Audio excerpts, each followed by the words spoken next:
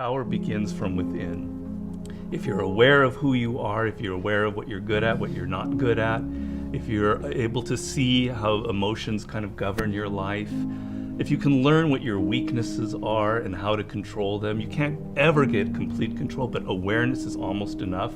Slowly through this process of knowing who you are and understanding other people and how they operate so you don't make stupid mistakes in life, you can increase that little tiny margin more and more and more, and you will be a person of power. Law number 1 in the 48 Laws of Power is called never outshine the master. And almost every single person in the world has violated that law, myself included. Basically how it works, you're so eager to impress your boss or whomever in your new job that you try so hard that you make him or her feel insecure. Like maybe you're younger and better than they are. And because of that, you're fired, or something bad happens to you and you never know why. Do you think meditation is allowing you to make more interesting connections because of the quiet? Yes, I mean, I'm not going to go too deeply into this. It's a theory of creativity that's not my own, but that I use a lot in Mastery. And basically the idea is that ideas are generated in the unconscious. They're not generated consciously.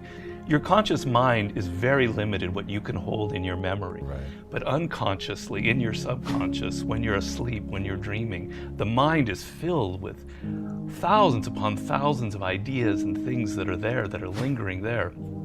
And connections are being made all of the time. And occasionally those connections float up to your conscious mind and you have a brilliant idea about how to do something. 1 out of 10 people are like great manipulators.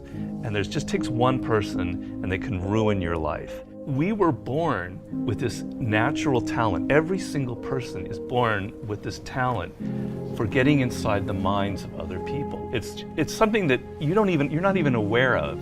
How do they need to conceive of that? To what end are they using that skill to make their own dreams come true? First thing is, you're not aware of this power that you have. You're walking around in life, I'm not critical because I'm the same, sort of sleepwalking. You're inside hearing your own thoughts day in, day out, like a continually, circling loop in your head. And you're not aware of the fact that if you stop that and you look at other people, a world opens up to you. So what's the first component of that world? Nonverbal communication. 95% of what really matters in communication between people is not through words. Words are used to deceive you, to disguise what people are really thinking. What are just a step or two that they can take down that path starting today? The first thing to understand is the most important, and that it is a skill. If you want to play the piano, you can't just sit down and suddenly play. You've got to practice it. You've got to practice it every day. And if you practice an hour a day, you're going to get better at it. Why are children able to learn and an adult can't? The reason is children don't think that they're superior. They don't think that they already understand the world. They're this small. They're weak. They're defenseless. They have to learn or they're going to die. They have to learn how to speak the language. They have to learn what's going on with their parents, or they're literally going to die. Do you have tricks that you use for ensuring that genius does not become a young man's game, that your books truly get better and better over time? Basically, every time I begin a book, I'm deathly afraid of failing. I feel like, it's not going to sell as well as the last book. I'm losing it. I got to go back to square one. Each project, each thing that you do in life, you have to kind of create that feeling in the gut like, I don't know if I'm going to be able to pull it off. I don't know if I can go 12 rounds with Floyd Mayweather this time. I don't know it. The secret really to success in life, I have to say, is retaining, I talk about this in Mastery, is retaining your childlike qualities. If you're completely a child, that's not going to work. Negative capability is rule number 1 for being a creative person. And if you don't follow anything else in Mastery, that would be enough. The ability to keep 2 ideas that contradict each other in your mind without feeling uncomfortable, without having to come to a conclusion. You can think about something without rushing to judgment and conclusion. You can be in the moment. You can say, well, it could be this, it could be that, it could be that. And you don't have to decide whether it's A, B, or C. You're open to adopting 3 or 4 different viewpoints. If you love music, don't quit your job and play guitar. Like, you're gonna have a hard time feeding your family. But you have advice for them. What is that advice? Yeah, but people say, live your passion. So these are cliches, and nobody changes their life based on a cliche. You've got to do hard work, and to do hard work, you have to have a roadmap. Somebody has to show you step to get there. Working for yourself, starting your own company, doing what you love should be everybody's goal. The process begins by first knowing what you really love. And believe me, I do a lot of consulting. A lot of people have no self-awareness. They don't even really know what it is that they were meant to do in life. They loved music when they were a kid, but then they got into law or whatever because of their parents, and then they don't know who they are anymore. Well, do I really like music? You got to go through that process first of figuring out what it is that really connects to you in a deep, visceral way, what you loved when you were a kid, what still excites you. Once you go through that and you understand it and you've got some clarity about it, okay, how do I incorporate that in my life? So if you're 23 years old, it's a little easier. I love music, but I'm not a musician because I've not been practicing it. I just love music. But I have a real good sense of business. I've been studying business and I have an MBA, etc. Okay, I've got to now find a way to craft a career that combines my knowledge of business and my love of music. And if I follow that and I do it smart and I plan it out, eventually what starts out with more business than music will end up becoming more creative as I get better and better at it. How do you prepare somebody to survive that initial stage of boredom and pain? Well, pain is great. You've got to embrace pain. Pain is pleasure. You've got to make the connection between the physical and the mental. Well, you know that when you're exercising, when you're running or you're working out or whatever, it hurts, but it leads to something pleasurable.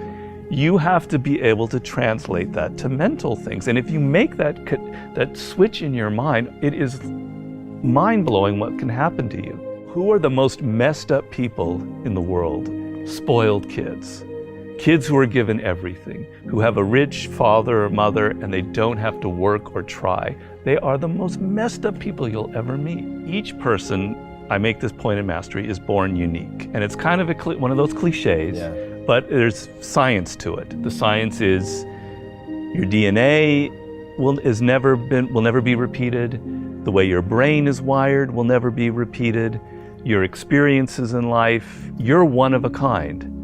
And it's an amazing thought if you think about it. Of all of the billions of humans that have lived and will ever live, there will never be anybody who is wired like you are wired.